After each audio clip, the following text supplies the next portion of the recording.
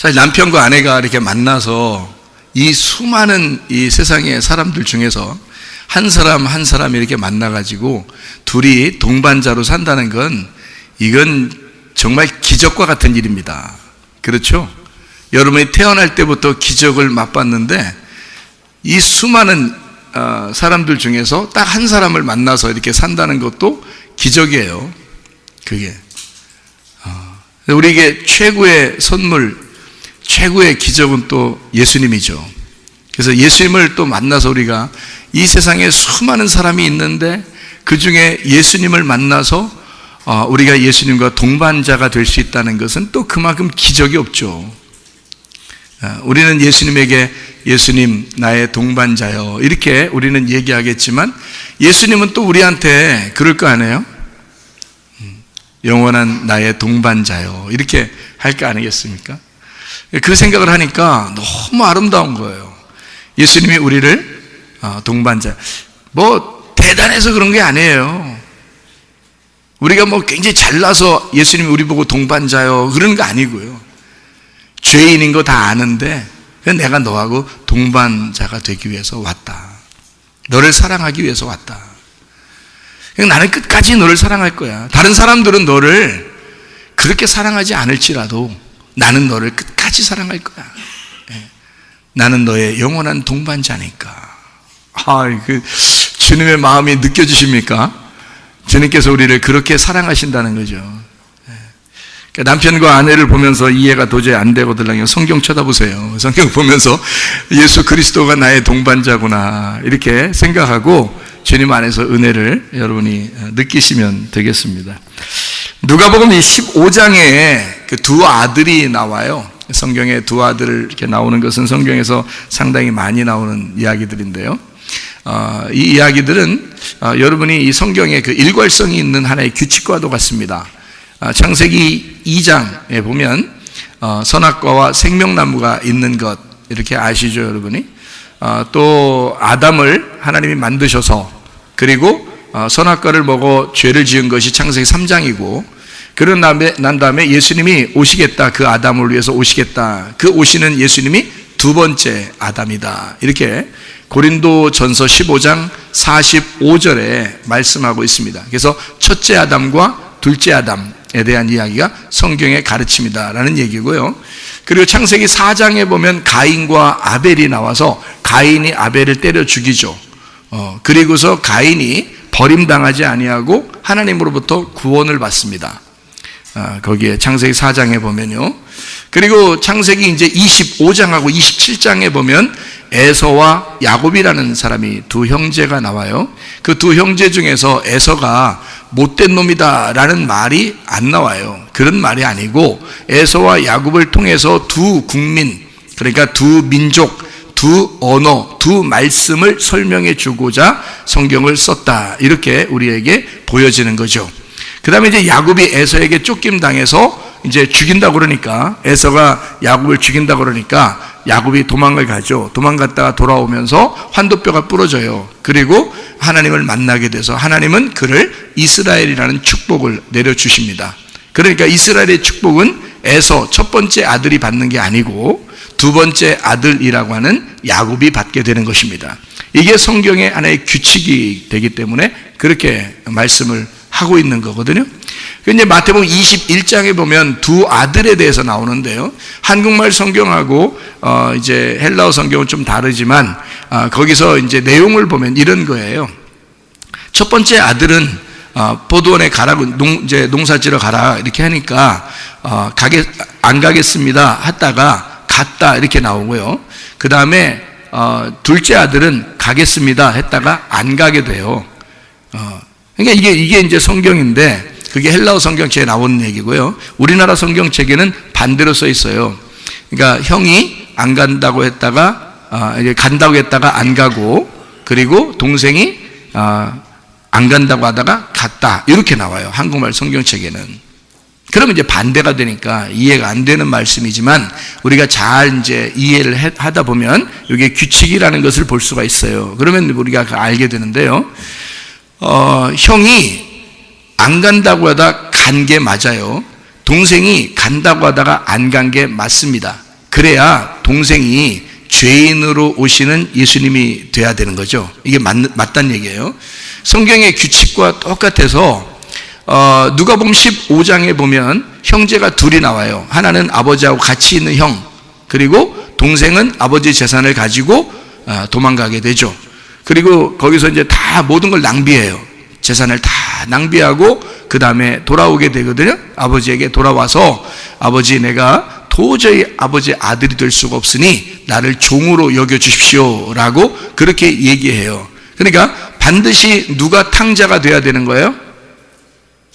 두 번째 아들이 탕자가 돼야 돼서, 탕자는 반드시 돌아오게 되고 회개하고 용서를 받게 되는, 그게 이제 성경의 규칙입니다. 그러다 보니까 이제 그 규칙을 따져서 보면 마태복음 21장도 이해가 되는 말이죠. 그러니까 형은 의로웠단 말이에요. 자기가 아버지한테 잘하고 잘 보이고 그랬단 말이죠. 섬기고 아버지를 늘 섬기는 그런 아들이었습니다. 그래서 안 간다고 했다가도 아버지에게 잘해야 되니까, 그래서 잘 섬기는 첫 번째 아들이 된 것이고, 두 번째 아들은 마태복음 21장이에요. 간다고 했다가 아유 나 못 가요, 나 못해, 나 안 해, 이렇게 해서 안 가버린 거예요. 그래서 구원은 누가 받느냐 했더니 안 간다고 했던 동생이 구원을 받아요. 이게 어디하고 똑같은 거예요? 누가복음 15장의 내용하고 똑같대죠. 그죠? 구원은 누구에게 이제 주는 거냐면 돌아온 탕자, 그러니까 탕자에게 주는 게 구원이란 말이에요. 그러니까 원래 아버지하고 같이 있었던 아들한테는 구원에 대한 이야기가 없고, 동생이라고 하는 나갔다가 돌아온, 그러니까 죽었다가 살아난 자가 구원을 받는 것이다. 이게 이제 성경의 규칙이기 때문에 그를 하나씩 똑같이 써내려간 거예요. 그래서 마태복음 21장에는 그 구원이 누구에게 오느냐? 세리와 창녀들에게 구원이 온다, 이렇게 되어 있습니다. 세리와 창녀들에게 구원이 온다, 이런 말이거든요. 그러면 이게 성경에 누가 구원받는다는 말이냐면 세리, 창녀, 뭐 이런 사람들, 부족한 사람들이 구원받는. 구약에는 어떤 사람이 구원받는다 그랬어요? 원래 이스라엘 사람들의 생각에는 어떤 사람이 구원받는다고 했어요? 부자, 잘 사는 사람, 복받은 사람, 이런 사람이 건강하고 복받고 잘 살고 이런 사람들이 구원을 받는다고 생각했어요, 구약의 사람들은. 그런데 예수님은 와가지고 반대를 얘기하는 겁니다. 헐벗고 가난하고 병자, 질병이 있고, 그리고 나병 환자, 또 소경, 또 과부, 고아, 나그네, 이런 사람들만 구원을 받는다라고 주님이 그렇게 말씀하신 겁니다. 왜 그렇게 말씀하셨을까요? 예수님이 내가 고아로 왔다는 거지, 내가 과부로 왔다는 거죠. 내가 나그네로 왔다는 겁니다. 하늘 집 버리고 온 게 나그네잖아요. 그죠? 하늘에 원래 계신 집이 있는데 그가 버리고 이 땅에 내려오셨어요, 여행하러. 그게 나그네죠.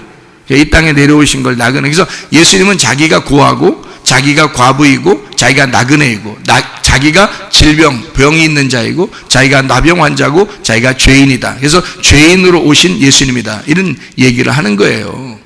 그래서 소경 보고 예수님이 뭐라고 그러냐면, 소경 너는 눈을 떴다, 이렇게 얘기하죠. 왜? 이 소경은 예수님을 보러 왔거든요. 예수님 보러 왔어요. 근데 예수님이 뭐라는 걸 깨닫게 된 거예요. 눈을 떠보니까 뭐라는 걸 깨닫게 됐어요. 예수님이 소경으로 왔구나라는 걸 깨닫게 된 거예요. 그러니까 자기와 똑같은 모습으로 오셨구나라는 걸 그가 깨달은 거죠. 그러니까 소경은 눈을 뜬 거란 말이에요. 예수님이 볼 때는. 소경이 눈 떠서 누구 보려겠는데? 예수님 쳐다보려겠는데?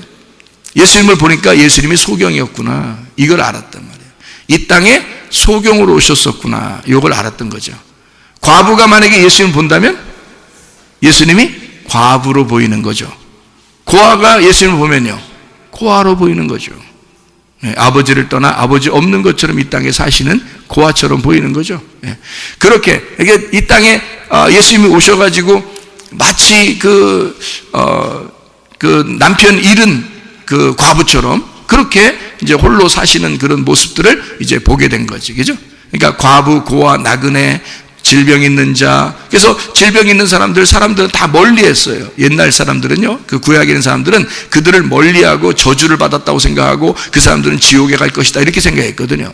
근데 예수님은 그 사람들을 만져주시고 직접 치료해 주시고 그렇게 하신단 말이에요. 왜? 그들이 질병에 걸린 건 예수가 그 안에 함께 있다는 얘기거든요. 병이 있다는 얘기는, 문제가 있다, 막 자기가 어려움이 있다 그 말은 그 속에 예수님이 같이 있다는 얘기거든요. 예수님이 그것 때문에 오셨는데요. 근데 사람들이 건강하다고 이 사람들, 그러니까 예수님의 생각하고 완전히 반대가 된 거죠. 자기들은 눈 떴다 그러면 예수님은 그 사람들 눈 감았다 그러고, 눈 감은 사람을 가서는 예수님이 뭐라 하면 너는 눈 떴다 그렇게 얘기하잖아요. 너는 소경이니까 죄가 없다. 근데 자기가 눈 떴다 그런 사람은 죄가 그대로 있다 그렇게 얘기하고요. 그러니까 예수님은 이 땅에 오셔서 자기가 철저하게 소경으로, 과부로, 고아로, 나그네로 오셨다. 그게 이제 누구예요? 누가복음 15장에 보면 누구예요? 탕자로 오셨다 그 말이죠. 탕자로 오셨다. 그러니까 탕자는 누군데? 우리들이에요. 탕자는 우리들인데 우리들의 모습처럼 그가 오셨다. 그 모습을 죄인으로 오신 예수님이다 이렇게 보는 거죠. 죄인으로 오신 예수님이니까 죽어야 돼, 안 죽어야 돼요? 죽어야 되는 거예요. 그래서 예수님이 십자가 못 박혀 죽으시는 것이다 그 말입니다. 그러니까 첫째 아들과 둘째 아들에 대한 이야기를 여기 성경이 지금 쓰고 있는 건데요. 누가복음 15장에 25절, 28절을 한번 보십시다. 25절, 28절의 말씀 뭐라고 되어 있나 한번 보십시다. 마다들은 밭에 있다가 돌아와 집에 가까이 왔을 때에 풍악과 춤추는 소리를 듣고 이랬죠. 어디 있다가 왔어요? 밭에 있다가 돌아오게 되죠. 그죠? 28절에 보니까 뭐라고 되어 있어요? 그가 노하여 들어가고자 하지 아니하거늘 아버지가 나와서 권한대 이렇게 되어 있죠. 왜 승질나죠? 동생 왔는데? 자기 기준으로 볼 때는 이 동생이 못돼 먹은 놈이란 말이에요. 여러분, 예수님이 이 땅에 오셨을 때 완전히 의로우면 십자가에 매달았겠어요? 사람들이 볼 때 예수님이 못된 놈이라고 생각한 거예요, 사람들이. 그래서 예수님을 십자가에 매달아 죽여버린 거예요. 자, 자기들은 어떻다고? 왜 화가 나는 거예요, 여러분? 사람들이 왜 화를 내요? 자기는 괜찮은데 저쪽 사람이 긁었다는 얘기예요. 승질나게 했다 그 말 아니에요, 그죠? 그죠? 그래서 화가 나는 거야. 그러면 화를 내는 사람은 지금 첫째 아들이에요, 둘째 아들이에요? 첫째 아들이라니까? 아니, 동생이 들어오면서 승질내? 형 나와, 뭐 아버지 나와, 내가 누군데? 하면서 막 승질내면서 들어와요. 지금 나갔다가 들어오는 이 동생은 지금 그렇지 않아도 음매 기주고 하면서 들어오고 있는 중이란 말이에요. 그래, 형은 저건 못돼 처먹은 저거, 저놈이 돌아오고 있다는 말이야. 승질이 난 거예요. 노했단 말이에요. 그 노했다는 말이 오르가조라는 단어인데요. 이게 헬라어로 오르가조, 이게 올게라는 단어에서 온 건데, 그게 뭐냐면 격분하다라는 단어입니다. 막 울분이 터진다, 막 분노하다, 승질이 막 그냥 승질나는 게 아니라, 나 승질났거든? 이런 정도가 아니에요. 막 울분이 터져서 승질이 난 거야, 이게. 그래서 예수를 죽여버린 겁니다, 여러분. 십자가에 못 박여 죽인 게요. 사람들이 막 예수를 막 죽이려고 막 모의해서요. 와, 죽여야 된다, 저런 놈은 죽여야 된다 해서 그래서 죽인 거예요, 여러분. 그냥 죽여볼까, 한번? 우리 한번 죽여볼까? 이래서 죽인 거 아니에요, 예수님을. 사람들이. 그러니까 형은 승질이 난 거예요. 아니, 동생이 뭐 그렇게 동생 왔는데 좋아해야지. 우리가 볼 때는 그렇잖아요. 그러니까 우리가 볼 때는 그렇다는 얘기는 여러분이 어떻다는 거예요? 나는 그래도 의로운 사람인데, 나는 그래도 괜찮은 사람인데 동생 들으면 좋게 해줘야지. 나는 착한 사람인데, 나는 착하니 컴플렉스에 걸린 거죠. 자기들이 교회 다니는 사람들이 굉장히 안 좋은 게 하나 있는데, 그게 바로 뭐냐면 착하니 컴플렉스 걸린 거. 착한 척 해야 된다는 거. 교회 다니는 사람들이 어디 가면 꼭 착한 척 해야 된다는 거. 그게 힘들어. 그게 힘들어. 교회 다니면 꼭 착한 척 해야 돼? 착한 척 하지 마세요. 교회 다닌다고 착한 척을 해야 되냐고. 그냥 착한 사람 되시라고. 무슨 말인지 알아요, 이거? 착한 척 하지 말라고. 자기는 안 착한데 속에는 착한 거 없는데 착한 척하고 돌아다니지 말라고. 솔직하라고. 솔직해가지고 자기가 속에 나쁜 놈이면 나 나쁜 놈이야 얘기하세요. 그냥 나 아직도 더러운 놈이야 얘기하세요. 여자들은 나 더러운 여자야 이렇게 얘기하시고. 응? 착한 척이나 하지 말라고. 뭘 착한 척을 하셔. 교회 다니면 다 착한 척 해야 돼? 아니에요. 남편한테도 아내한테도 착한 척 하지 마시라고. 그러면 이게 속에 스트레스가 쌓여.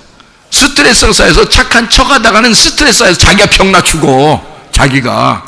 여러분, 승질 내는 사람이 병이 덜 걸려요. 승질 내는 걸 받아 먹는 사람이 병 걸려요. 여러분, 잘 생각해서.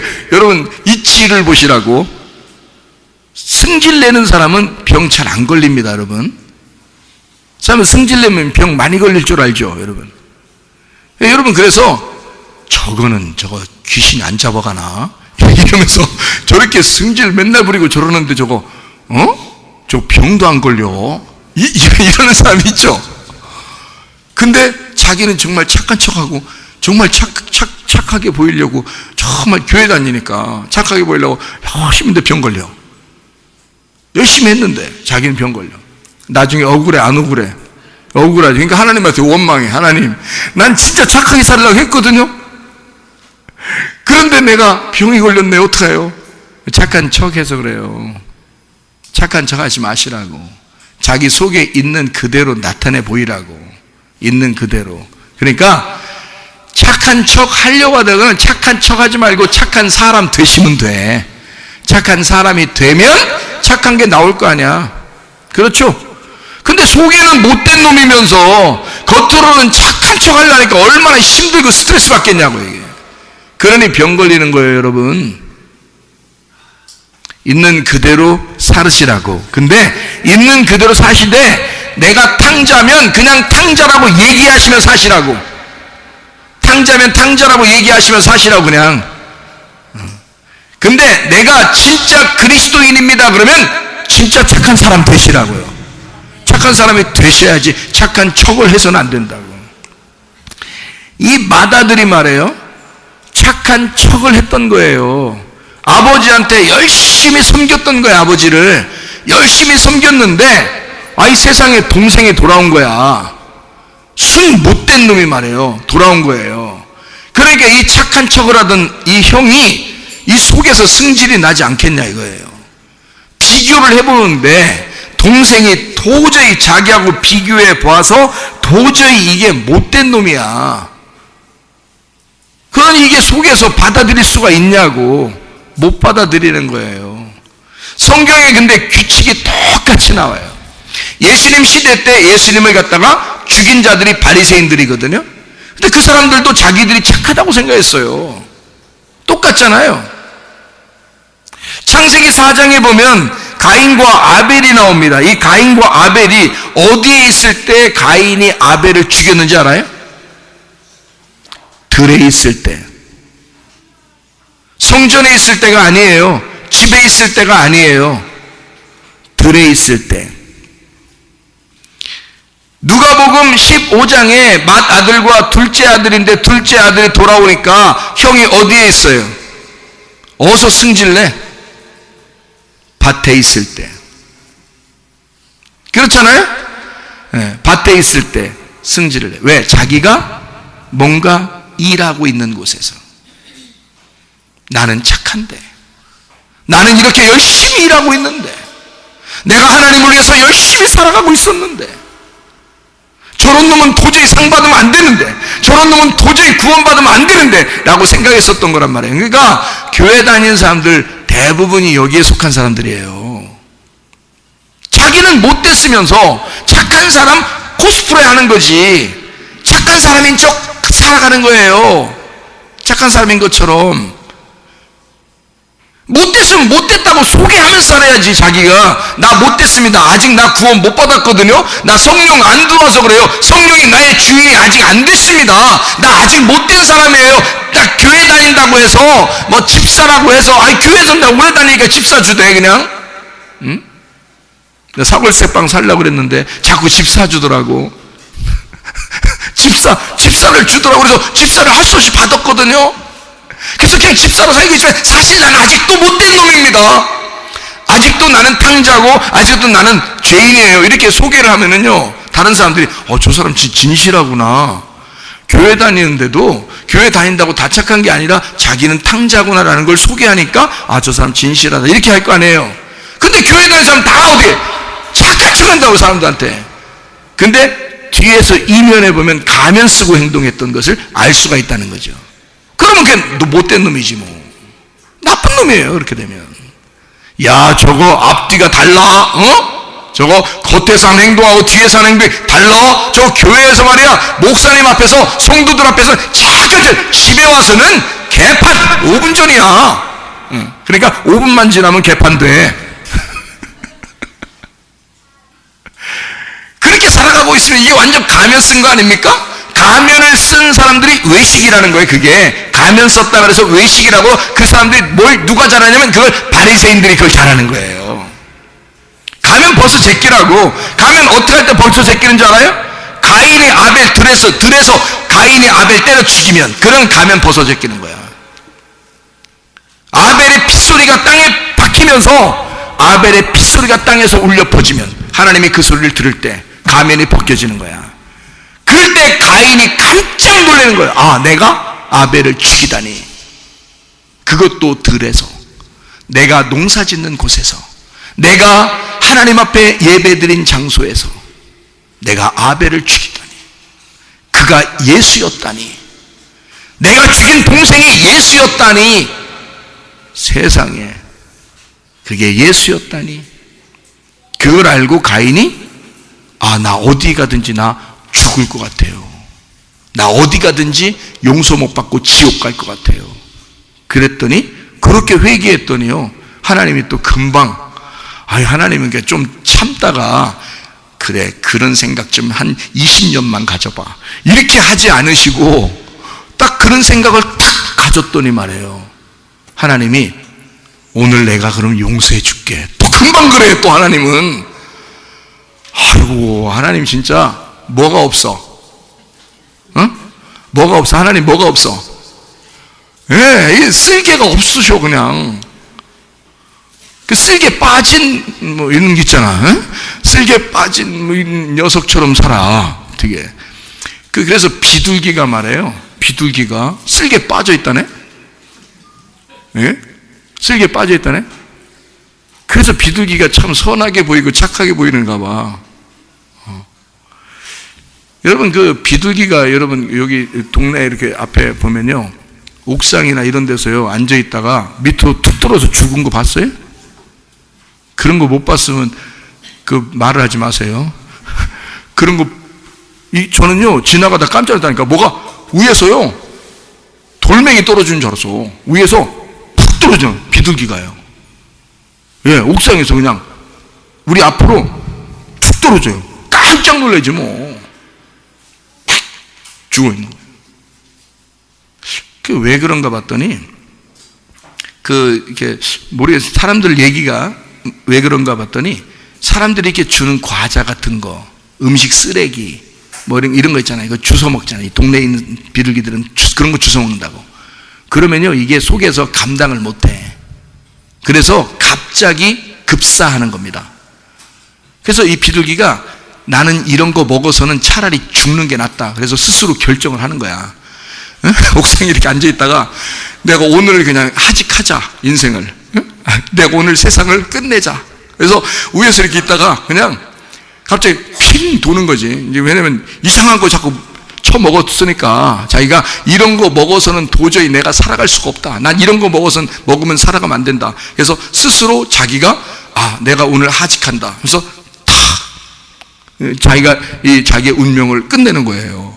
사람들은 깜짝 놀라지. 그것 때문에 놀래서 또 자빠져. 응? 그러니까 이 비둘기가 뭐냐? 비둘기는 쓸개 빠진 놈이에요. 이 비둘기가. 그래서 성경에 비둘기를 성령이라 그러는 거예요. 그래서 쓸개가 없대요. 비둘기는 그리고요, 앞에만 쳐다본다네? 비둘기는 단파예요. 눈이 옆을 못 봐요. 우리는 지금 제가 여러분 쳐다보면서 이렇게 설교하잖아요. 여러분이 지금 저 쳐다보잖아요. 저 쳐다보고 설교 듣는 것 같잖아요. 옆에 다 봐요. 앞에 이렇게 쳐다보면서도요, 옆에가 다 보여. 예. 뒤는 잘 안 보이는데, 하여튼 옆에 다 보여. 그래서 운전할 때도 앞에만 쳐다보는 것 같잖아요. 초보 운전은 이렇게 합니다. 아줌마 있잖아요. 이런 사람은 장갑 끼고 또 하얀 장갑 껴. 그래, 하얀 장갑 끼고서 운전대 잡고서요, 앞에만 딱 쳐다보고 오직 전진만 합니다. 이렇게. 전진. 응? 그런데 보통 이제 운전 오래 하고 이러면 어떻게 돼요? 그냥 의자 뒤로 확 제껴가지고 이렇게 누워서 이렇게 운전하면 이렇게 운전하면서 다 보여, 이게 옆에. 다 보여. 오래되니까 다 보여. 근데 비둘기는요, 옆에가 안 보인대요. 딱 앞에 자기가 보는 것만 딱 하나 물체들만 탁탁 보인답니다. 그래서 비둘기 잡으려면 뒤에서 이렇게 가면 모르는 거예요. 앞에만 딱 그러니까 이 앞에만 딱. 그래서 이 비둘기만큼 여러분 고개 많이 흔드는 새가 별로 없어. 계속 움직여. 계속. 왜 계속 움직여, 새가, 이 비둘기가? 여러분 비둘기 가서 쳐다보세요. 어떤가? 계속 움직여. 이게 왜 그러면 여기에 이렇게 여기 보이고, 이렇게 여기 보이고, 이렇게 여기 보여. 그래서 자꾸 이렇게 움직이는 거, 이거 보이는 거 보려고 이렇게. 그렇게 해야 고기만 딱 보이니까 그러는 거예요. 비둘기가 말해요. 그리고 곡식새입니다. 곡식새예요. 그래서 비둘기는 곡식을 먹어야 돼요. 육식을 먹으면 안 되거든요. 근데 요즘에 아이들이 막 과자 같은 거 주고 막 이러잖아요. 이상한 기름 같은 거 섞인 거 이런 거 주잖아요. 비둘기가 그래서 죽는 거예요, 여러분. 비둘기는 곡식새입니다. 그래서 곡식을 먹어야 되거든요. 그래서 곡식 같은 것만 딱 줘야 되는데, 비둘기가 다른 걸 먹어, 동네 비둘기들은. 그래서 동네 비둘기들이 그냥 자기 인생을 그냥 끝내는 거예요. 곡식만 줘야 되거든요. 곡식새니까. 자, 우리는 비둘기와 같이 하나님의 성령이 우리 안에 들어오잖아요. 그럼 우리는 하나님 말씀만 먹어야 돼. 순수하게 하나님 말씀만. 그리고 오직 예수님만 쳐다봐야 돼. 하나만 딱 쳐다봐야 돼. 말씀만 딱 쳐다봐야 돼. 이렇게. 그래서 비둘기처럼. 그리고 쓸개 빼놓고 다녀야 돼. 한마디로 말하면 승질 안 나야 돼. 왜 이렇게 승질이 자꾸 나? 그러니까 승질만 안 내면 기독교인, 그리스도인의 생활, 교회 생활을 반 이상은 성공한 거예요. 승질만 안 내면. 근데 여기 마다들은 보니까 뭐예요? 승질 났어요. 노했다 그랬습니다. 그게 뭐라고요? 그냥 울분이 터져버려진 거예요. 나는 아버지에게 열심히 일했는데, 아니 저렇게 죄인 아무것도 안 하고 오히려 아버지 거 가지고 가가지고 다 낭비해버린 저 아들을 갖다 아버지가 그렇게 안아주고 뽀뽀해주고 옷을 새로 입히고 막 송아지 잡고 가락지를 껴주고, 가락지가 몇 개씩 돼? 가락지가 도장인데 옛날에 그 시대는 도장이에요. 도장이니까 이 도장이요, 도장을 딱 둘째 아들한테 주면 첫째 아들한테 줄 도장이 없어. 그 도장이 지금으로 말하면 인감 도장이에요. 그래서 손에 끼고 다니는 거예요, 그 부자들은. 그래서 그 도장을 이렇게 주잖아요, 둘째 아들한테. 그러면 첫째 아들은 상속을 못 받는 거예요. 둘째 아들이 상속받는 거예요. 그럼 왜 그렇게 아버지는 막 가락기 쪄주고 막 옷도 새로 입혀주고 송아지도 잡고 막 왜 그런 거예요 도대체? 이 둘째 아들이 죄인이었잖아. 죄가 뭔지를 알잖아. 탕자였잖아. 교회를 다니다 교회를 떠나봤잖아. 세상이 어떤 생활인지 알았잖아. 그래도 마음이 그렇게 막 즐겁고 세상에서의 즐거움은 진짜 즐거움이 아니라는 걸 알았잖아. 세상에서 내가 아버지에게 돌아가야 되는데, 내가 아버지에게 결국 돌아가야 되는데, 내가 하나님 아버지에게 다시 돌아가야 되는데, 내가 다시 교회로 돌아가야 되는데 라고 계속 생각하고 살았잖아. 이런 사람이 다시 교회로 돌아오게 되면 하나님 아버지가 그 그 아들에게 가라치를 껴주고 새 옷을 입혀주고 송아지를 잡아주고, 왜? 너는 다시는 탕자가 될 것이 아니기 때문에. 너는 내 마음을 충분히 이해하고 돌아왔을 것이라 이 말이에요. 너는 세상이 무엇인지, 세상의 죄가 무엇인지 네가 알고 돌아왔잖아. 아버지에게 돌아왔으니 너는 다시는 떠나가지 않을 거야. 너는 그 믿음을 끝까지 지킬 거야. 너는 진짜 나의 상속자가 될 거야.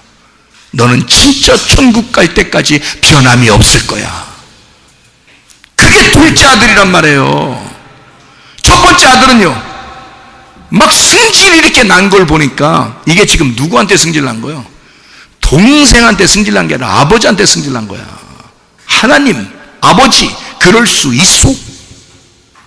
나한테 소는 고사하고 염소도 안 잡아주고, 응? 그럴 수 있소? 라고 얘기를 하잖아요. 이 맏아들이 승질이 난 거야. 지가 왜 승질 나는 거예요? 도대체가 아버지하고 같이 있었는데 뭘 이렇게 승질 나? 두 번째 아들은 나갔다가 돌아오면서 도저히 자기는 자격이 없어. 자격이 없는데 아버지가 나를 받아줄 수 있을까?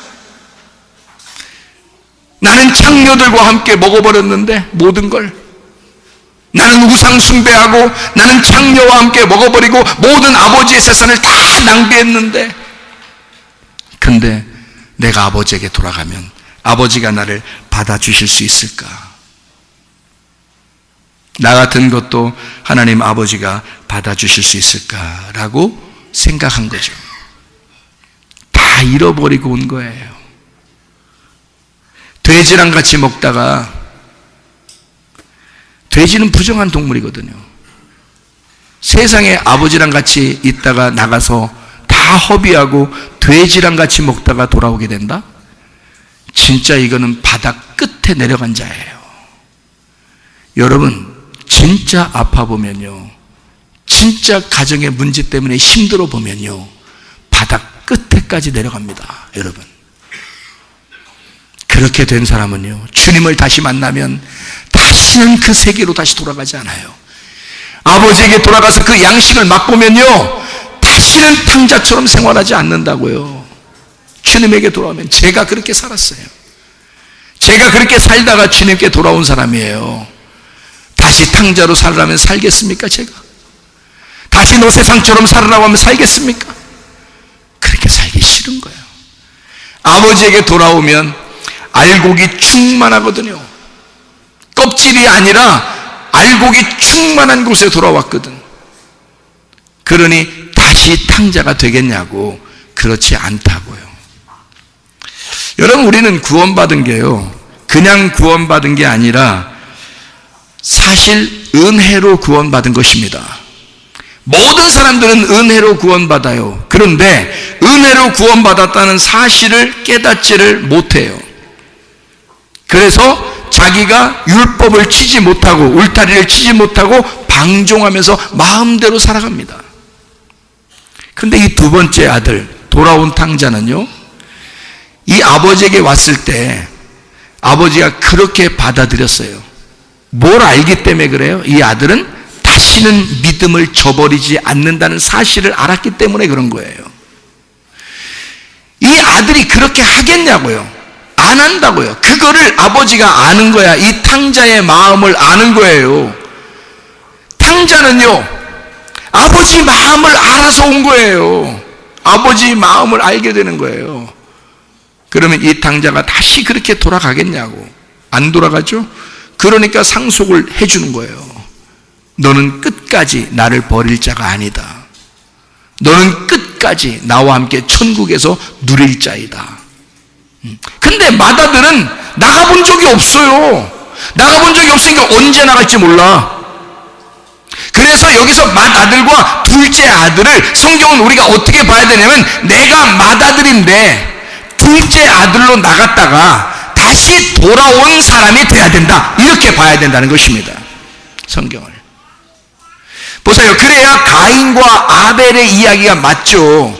가인이 아벨을 죽이고 가인이 다시 구원을 받는 게 아벨의 죽음 때문에 구원을 받는 거란 말이에요. 이해가 돼요?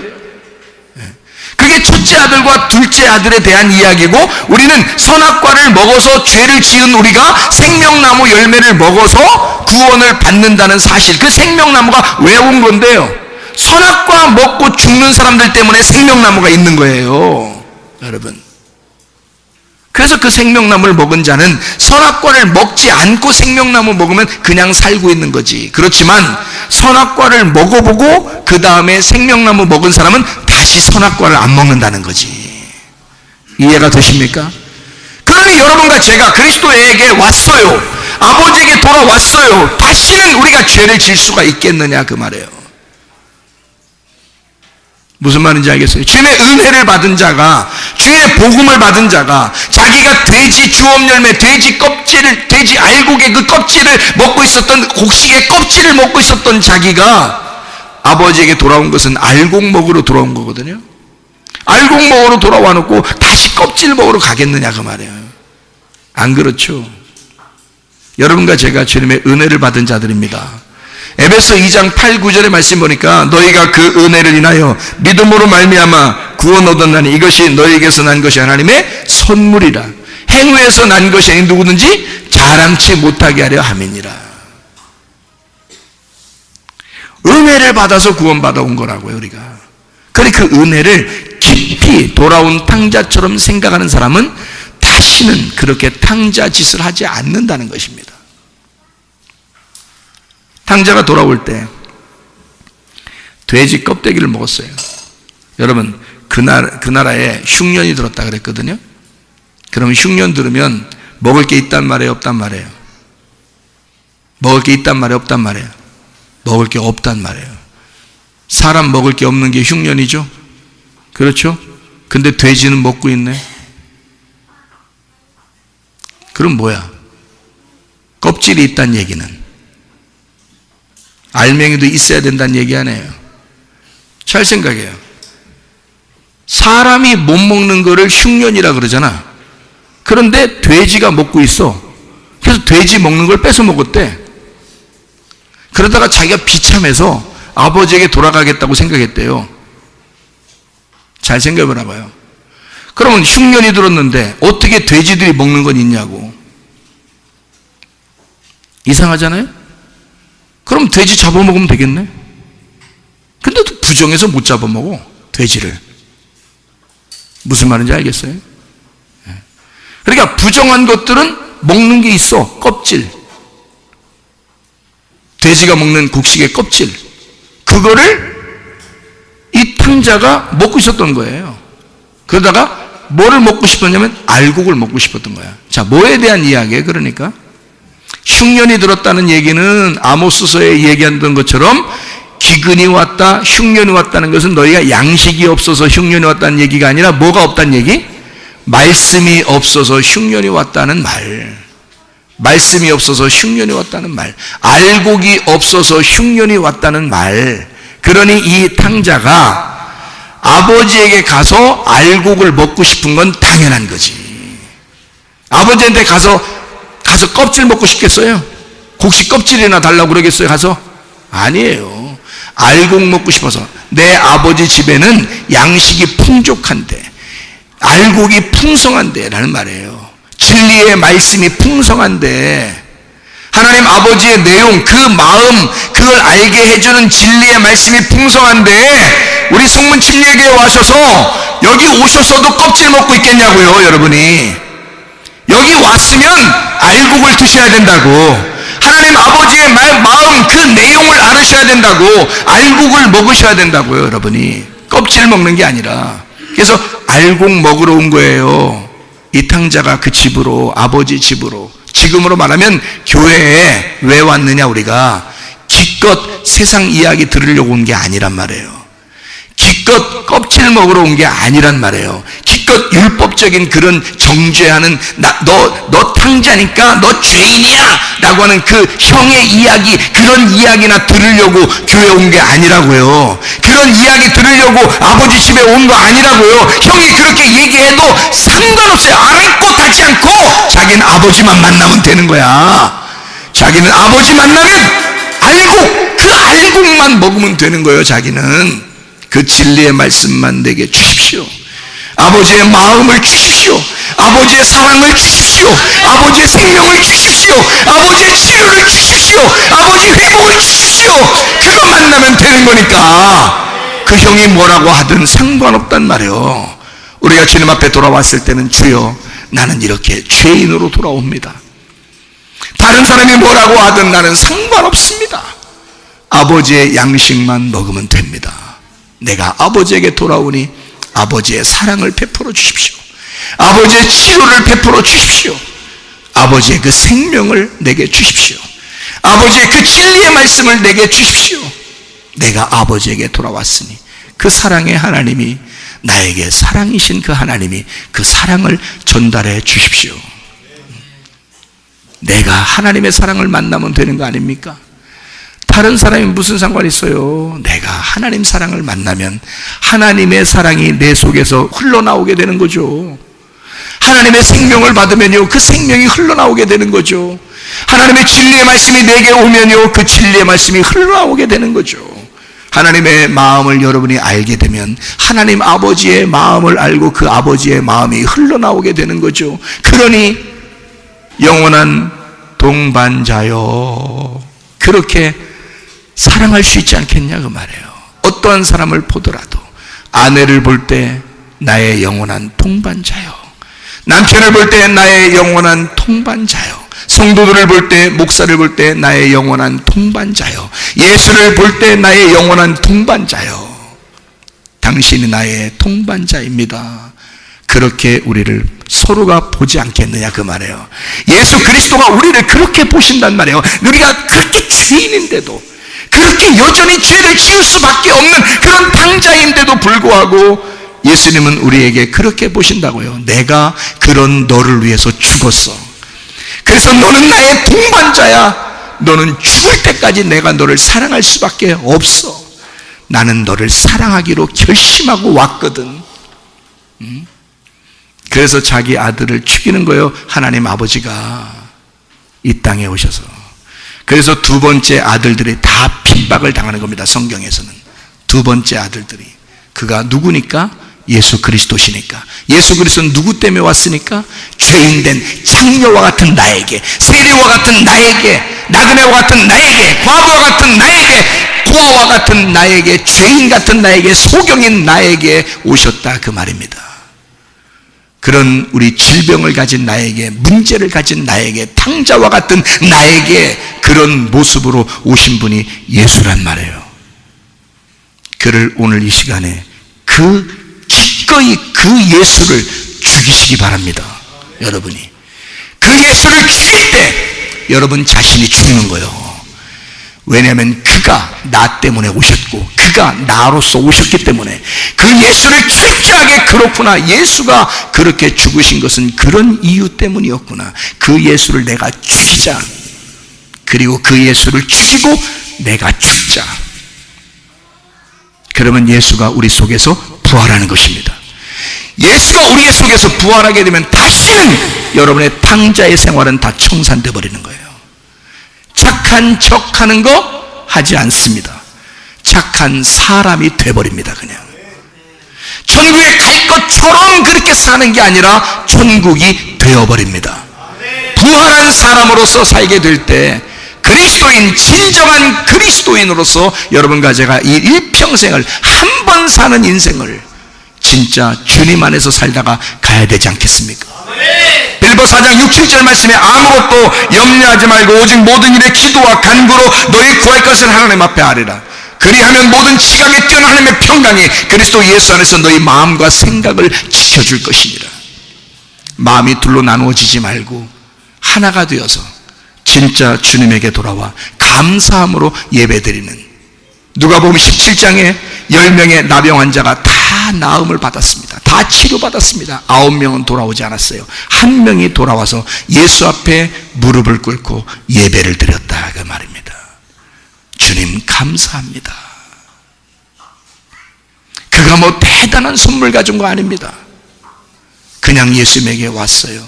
주님, 저를 이렇게 치료해 주셔서 고맙습니다. 저를 이렇게 구원해 주셔서 고맙습니다. 감사합니다. 그게 예배란 말입니다. 여러분과 제가 주님 앞에 가져올 게 뭐 있겠어요?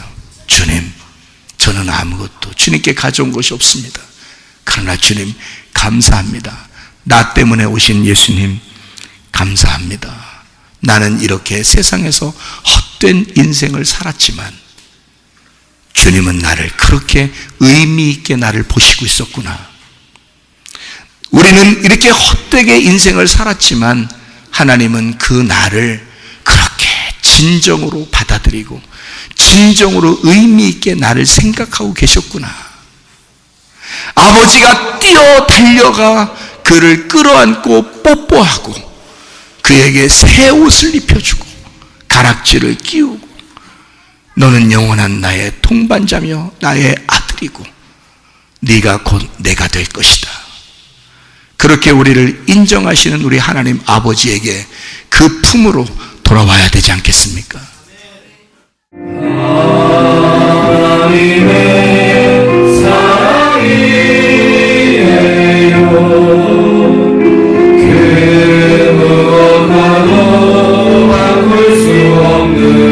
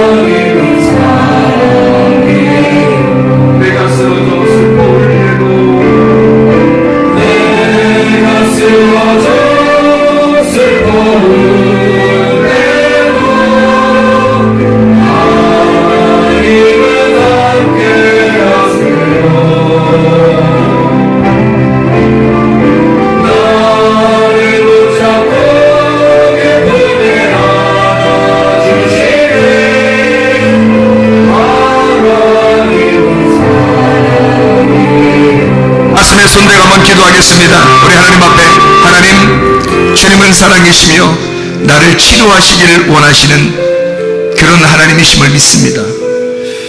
나를 회복시키시고 나를 끊임없이 나를 돌보시며 나를 사랑하시는 하나님이심을 믿습니다. 하나님, 내가 주님 앞에 돌아왔습니다.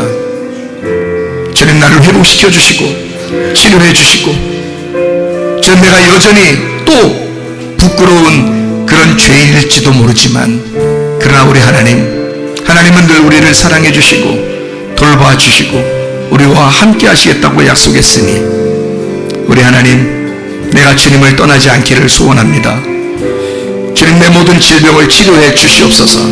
내 모든 문제를 해결해 주시옵소서. 우리 한번 간절하게 주님 앞에 기도하겠습니다. 우리 하나님 아버지, 사랑과 은혜를 감사를 드립니다. 하나님 아버지, 끊임없이 우리를 돌보시며 끊임없이 우리를 기다리시는 주님, 끊임없이 우리를 사랑하시며 우리보다 먼저 우리에게 달려오시는 주님, 그 주님 안에서 하나님 다시는 세상으로 돌아가지 아니하고 주님에게서 떠나지 아니하고 믿음으로 살기를 소원합니다. 우리 하나님 아버지, 우리에게 믿음 주셔서 하나님의 사랑을 더 깨닫게 도와주시고 주의 뜻대로 사는 주의 사람들이 다 되게 도와주시옵소서. 하나님 아버지, 우리의 모든 질병 가운데 해방받게 도와주시며 가정의 모든 문제 해결되게 하시고 성령으로 기름 부시고 예수의 축복이 넘치게 도와주시옵소서. 다 같이 일어나 찬양합니다.